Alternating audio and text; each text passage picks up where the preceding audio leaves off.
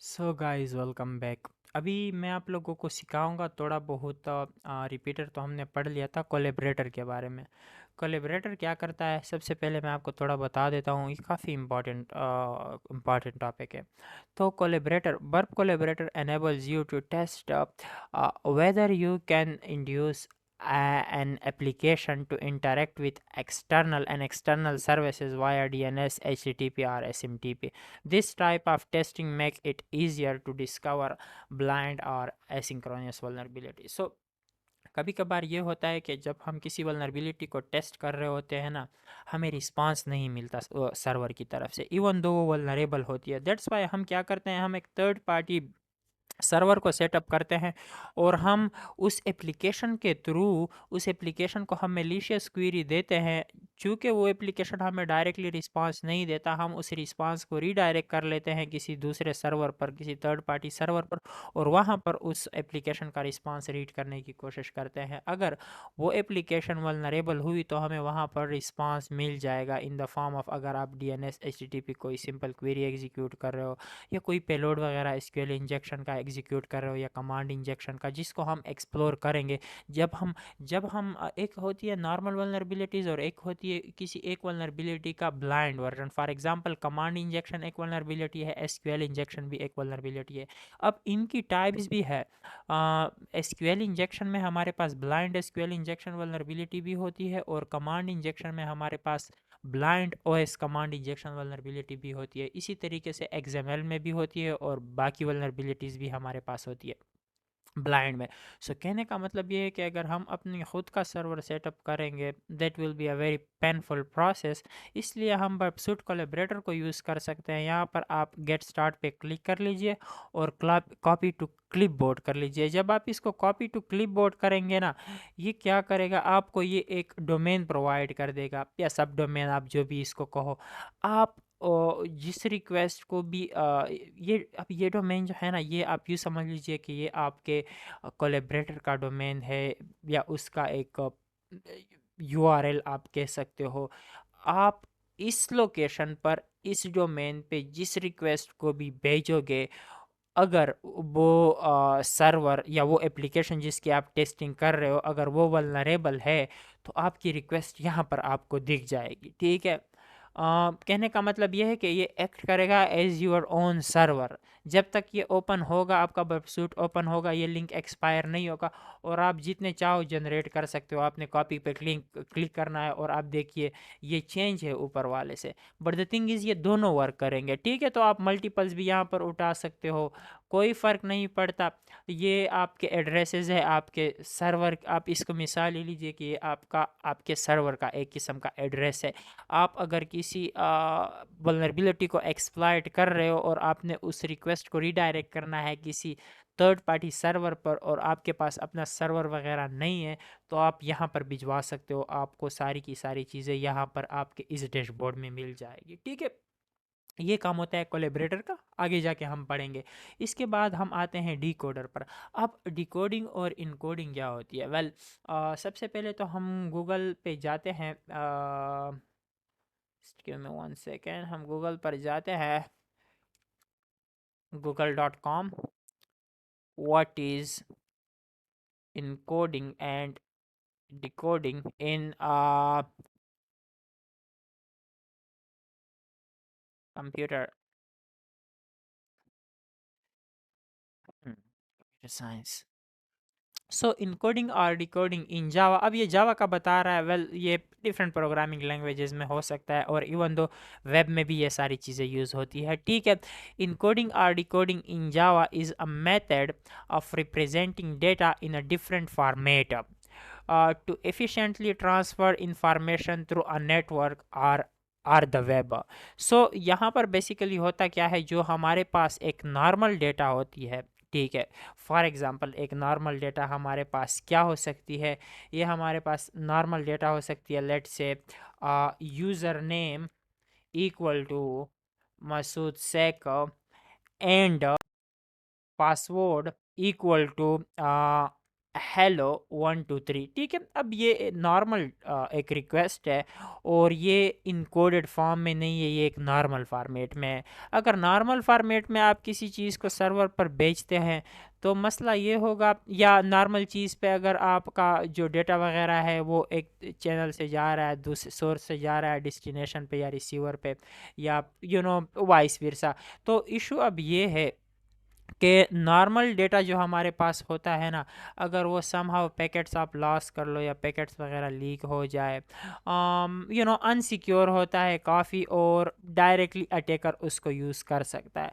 That's why अगर हम अपने डेटा को, अपने इंफॉर्मेशन को इनकोड करें और इनकोड करने के बाद अगर हम उसको भेजें तो वो कुछ ऐसे फॉर्मेट में चेंज हो जाएगा, उसका जो कोई उसको पढ़ नहीं पाएगा और फाइंड आउट नहीं कर पाएगा कि यार अब इसको एक्चुअल फॉर्म में कैसे लाना है। जब तक वो एक्चुअल फॉर्म में नहीं होगी वो डेटा या इंफॉर्मेशन, तब तक कोई उसको यूज़ नहीं कर पाएगा। अब ये डिपेंड करता है कि आप कितनी अच्छी इनकोडिंग करते हो। अगर आप नॉर्मल इनकोडिंग कर लेते हो तो फिर तो डेफिनेटली वो जो डेटा है वो डिकोड हो जाएगा, कोई उसमें मसला नहीं है। लेकिन अब अगर आप अच्छे से इनकोड करते हो अपनी चीज़ों को, अपने पेलोड्स वगैरह को या इंफॉर्मेशन को, तो पॉसिबिलिटी है काफ़ी कि अगर आपके पैकेट्स वगैरह लॉस हो भी जाए ना, फिर भी पॉसिबिलिटी है कि कोई आपके उस डेटा को रीड ना कर पाए। अब अगर आप फॉर एग्जांपल अगर आपका यूज़र नेम और पासवर्ड प्लेन टेक्स्ट में जा रहा है और कोई भी नेटवर्क पर बैठकर आपके पैकेट्स को रीड कर पा रहा है वाया वायर शार्क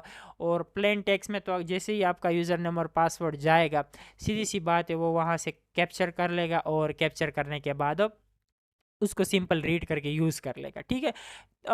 इंक्रिप्शन के भी कंसेप्ट्स आते हैं इसमें, वो एक दूसरी तरफ हम चले जाएंगे। इंक्रिप्शन में भी हम अपने हमारा जो डेटा होता है, पैकेट्स होते हैं, हम उसको अच्छे से इंक्रिप्ट कर लेते हैं। फिर हमारे पास सिर्फ वही बंदा उसको डिक्रिप्ट कर सकता है जिसके पास की होगी, और वो की हम ही प्रोवाइड करेंगे, ठीक है। अब अगर नॉर्मली ये रिक्वेस्ट आप देखोगे ना, सॉरी 1 सेकेंड, अभी जो हमने बनाई, late say user name Masood Sheikh, ठीक है, ये एक नॉर्मल रिक्वेस्ट है और इसको अगर मैं यहाँ पर पेस्ट कर लेता हूँ यहाँ फर्स्ट, तो ये मुझे बता रहा है कि भाई आपने इनकोड करना है या डीकोड करना है। डेफिनेटली एक नॉर्मल टेक्स्ट में है तो इसको मज़ीद डिकोड नहीं किया जा सकता, इसलिए हम इसको इनकोड ही करेंगे। इनकोडिंग के हमारे पास काफ़ी टेक्निक्स होती है, यूआरएल इनकोडिंग भी आप कर सकते हो, एचटीएमएल इनकोडिंग भी आप कर सकते हो, बेस64 एंड सो ऑन, ठीक है। मैं आपको फ़िलहाल बेस64 इनकोडिंग सिखा देता हूँ। आप देखिए, जब मैंने इसको एज ए बेस64 इनकोड किया ना, तो ये इसका इनकोडेड वर्जन है। आप नॉर्मली काफ़ी हार्ड हो जाता है, अगर कोई न्यू बंदा है वो जब इसको एज ए पासवर्ड यूज़ भी करेगा, it is not going to work, it is not going to work at all, ठीक है। तो आप इसी तरीके से आपका जो पासवर्ड है, फॉर एग्ज़ाम्पल अगर आप उसको इनकोड करना चाहो, ये देखिए ये भी हमारे पास क्या हो गया है, इनकोड हो गया है बेस64, ये बेस64 इनकोडिंग है। अब अगर इस चीज़ को जो मशीन है या जो ब्राउज़र है या जो आपने वेबसाइट बनाई हुई है वो इन टेक्निक्स को यूज़ कर रही है, जब आप यूज़र नेम और पासवर्ड प्लेन टेक्स्ट में डालते हो, लेकिन जब वो सर्वर पर जाती है वो कुछ इस तरीके से ये उसको इनकोड कर ले या इसे भी मज़ीद स्ट्रॉन्ग इनकोडिंग यूज़ करे, तब जो आपका डेटा होता है वो काफ़ी सेफ़ होता है। कहने का मतलब ये है, आप पेनिट्रेशन टेस्टिंग सीख रहे हो तो फ्यूचर में आपको इस तरह की रिक्वेस्ट काफ़ी सारी मिलती रहेगी। अब अगर कोई ऐसी रिक्वेस्ट आपको मिल गई, इनकोडिंग तो आपने सीख लिया, आप उसको डी कोड भी कर सकते हो। इसको यहाँ पर डाल दो और फिर इसको एज ए डी कोड कर दो। कौन सा डी कोड? बेस64। जब आप इसको बेस64 करोगे तो आप देखो ये हमारे पास नॉर्मल फॉर्मेट में आ गई है। अब आप इसको डबल इनकोड भी कर सकते हो। फॉर एग्जांपल मैंने दोबारा इसको यहाँ पर अपलोड कर दिया, इनकोड एज बेस64। फिर ये जो बेस64 है ना, इसको मैं दोबारा से इनकोड कर लेता हूँ एज एन HTML, ठीक है। तो अब आप देखोगे ना कि ये कुछ और चीज़ ही बन गई है। हेलो से बात कहाँ पर पहुँच गई है। सो आई थिंक हमने कॉपी नहीं किया है ठीक से। तो आप देख सकते हो कि ये काफ़ी हद से ज़्यादा ही चीज़ इनकोड हो गई है। तो इस तरीके से इनकोडिंग और डिकोडिंग काम करती है। इसके साथ आपको खेलना पड़ेगा, स्मार्ट इनकोड या स्मार्ट डिकोड करके भी आप चीज़ों को वो फ़र्क कर सकते हो। तो इनकोडिंग और डिकोडिंग का तो हो गया। अब हम आ जाते हैं एक्सटेंशंस पर। अगर आपको एक्सटेंशन वगैरह चाहिए, कुछ आपने डाउनलोड करनी है, तो आप यहाँ पर एक्सटेंशन पे जाके बी ऐप स्टोर पे जा सकते हो। फॉर एग्जांपल आप यूट्यूब पे किसी दूसरे बंदे की वीडियो देख रहे हो और उसने कोई एक्सटेंशन वगैरह आपको रिकमेंड कर दिया, आप कोई न्यू एक्सटेंशन इंस्टॉल करना चाहते हो, तो आप यहाँ से कर सकते हो, एक्सटेंशंस वगैरह को डाउनलोड कर सकते हो, इंस्टॉल कर सकते हो। For example active plus plus scanner है, इसको मैं सिंपल यहाँ पर इंस्टॉल पे क्लिक कर लेता हूँ और ये मेरे पास क्या हो जाएगा, आप देख सकते हैं इंस्टॉल हो गया है। कैसे कंफर्म करो, यहाँ पर जब मैं इंस्टॉल पे आऊँगा आप देख सकते हो एक्टिव स्कैन इंस्टॉल हो गया है। ठीक है, तो यही था।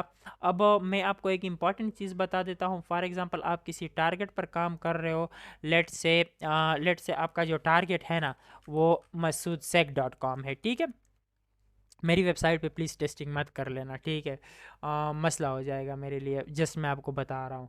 तो masoodseck.com को मैं टारगेट में यहाँ पर ऐड कर लेता हूँ। मेरी अपनी साइट है तो अगर मैं इस पर टेस्ट करूँ कोई मसला मेरे लिए नहीं है।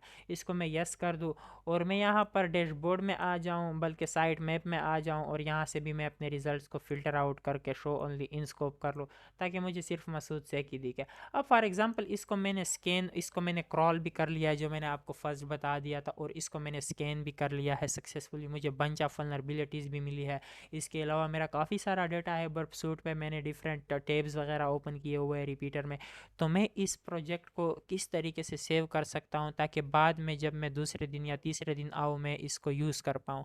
अब ऐसा तो नहीं होगा ना, पेनिट्रेशन टेस्टिंग कीजिए, टू बी हॉनेस्ट आप कंपनी वगैरह में काम करोगे एज ए पेन टेस्टर, आप काम करोगे किसी प्रोजेक्ट पे, एक दो दिनों का काम बिल्कुल नहीं है ये मंथ्स पे भी जा सकता है, 6 मंथ्स पे भी जा सकता है, डिपेंड करता है कि आप कितने कम्प्लेक्स प्रोजेक्ट पे काम कर रहे हो।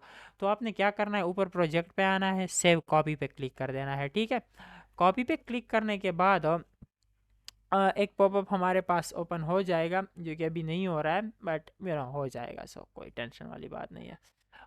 Project setting, save project setting नहीं, सेव अ कॉपी। मैं एक बार इसको वो कर लेता हूँ, इसको बंद कर लेते हैं, इसको भी ऑफ कर लेते हैं। मैं यहाँ पर एक बार डैशबोर्ड में भी आ जाता हूँ। खैर,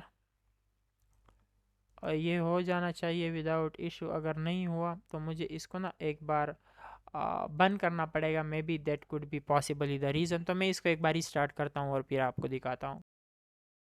ओके, सो मैंने वेबसूट को दोबारा से ओपन कर लिया है। अब मैं क्या करता हूँ, जल्दी से मसूद शेख को मैं यहाँ पर एज ए टारगेट ऐड करवा लेता हूँ ताकि सिर्फ आपको दिखाऊँ। मैं स्कोप में आता हूँ और यहाँ पर मैं मसूद शेख को ओपन करके ऐड करवा देता हूँ। ठीक है, अब लेट से कि यहाँ पर मसूद शेख ऐड हो गया है सक्सेसफुली, और मैं चाहता हूँ कि मैं इस प्रोजेक्ट को सेव करूँ, तो मैं सेव पे क्लिक करूँगा। आप प्रोजेक्ट को तभी सेव करोगे जब आप किसी चीज़ पे काफ़ी काम करोगे। मैंने यहाँ पर कुछ ख़ास काम किया नहीं है मसूद शेख पे, तो मुझे कुछ ज़्यादा डेटा भी नहीं दिख रहा है, बट जस्ट आपको दिखा रहा हूँ। प्रोजेक्ट नेम आप इसको दे सकते हो, फॉर एग्ज़ाम्पल मसूद शेख, और इसको नेक्स्ट कर लीजिए, और नेक्स्ट कर लीजिए। आपने फ़ाइल को नाम दे दीजिए। मैं डॉक्यूमेंट्स में इसको सेव करना चाहता हूँ, लेट से मसूद शेख डॉट बर्प के नाम से। ठीक है, सेव कर लेता हूँ, नेक्स्ट कर लेता हूँ, और अभी आप देखिए कि मैं अपने बर्फ सूट को क्लोज़ कर देता हूँ, क्योंकि मेरा जो वो है, क्या कहते हैं, मेरा जो प्रोजेक्ट है वो सेव हो गया है। कंफर्म करने के लिए मैं यहाँ पर एक बार जाता हूँ डॉक्यूमेंट्स पे। अभी मैं कोर्स बना रहा हूँ आप लोगों के लिए ही, तो मैं यहाँ पर डॉक्यूमेंट्स में आ जाता हूँ। आप देखोगे ये रहा। ठीक है, तो मसूद सेकअप बर्प के नाम से मेरा जो प्रोजेक्ट है वो हो गया है। अब मैं ज़रा अपने बर्प सूट को ओपन करता हूँ। कल को अगर आप इस पे काम करोगे तो आप इस प्रोजेक्ट को लोड कैसे करोगे बर्प सूट में, वो भी तो बहुत इंपॉर्टेंट है ना। प्रोजेक्ट सेव करना तो आपने सीख लिया है, लेकिन लोड करना तो आपने सीखा ही नहीं है। देखो, मैं एक चीज़ आपको सिखाऊंगा, पूरा सिखाऊंगा, ठीक है। तो बर्प सूट आपने ओपन कर लिया, ये देखिए टेम्परेरी प्रोजेक्ट इन मेमोरी, जो आपके रैम में स्टोर हुआ होगा, या new project on disk, open existing project. तो आपने एग्जिस्टिंग प्रोजेक्ट पे आना है और यहाँ से वो फाइल सेलेक्ट करनी है। डॉक्यूमेंट्स पे आ जाइए और मसूद सेक बर्प पे आ जाइए। ठीक है, डॉट बर्प। तो ओके कर लीजिए, स्टार्ट कर लीजिए। आपका जो पूरा का पूरा प्रोजेक्ट है वो लोड हो जाएगा। मैं उम्मीद करता हूँ कि आप बर्फसूट के हवाले से मैंने आपको maximum amount of information provide कर ली है। मेरी हर वीडियो को एक बार देखिए, फिर उसके बाद उस पर प्रैक्टिस कीजिए, अपने नोट्स बनाइए। आप स्टेप बाय स्टेप काफ़ी ग्रो कर लोगे इंशाल्लाह, अगर आप रेगुलर इस पे काम करते हो। आपने इसको रिज्यूम कर देना है, आपका पूरा का पूरा प्रोजेक्ट जो है वो सक्सेसफुली ओपन हो जाएगा। ठीक है, सो टेक केयर गाइस।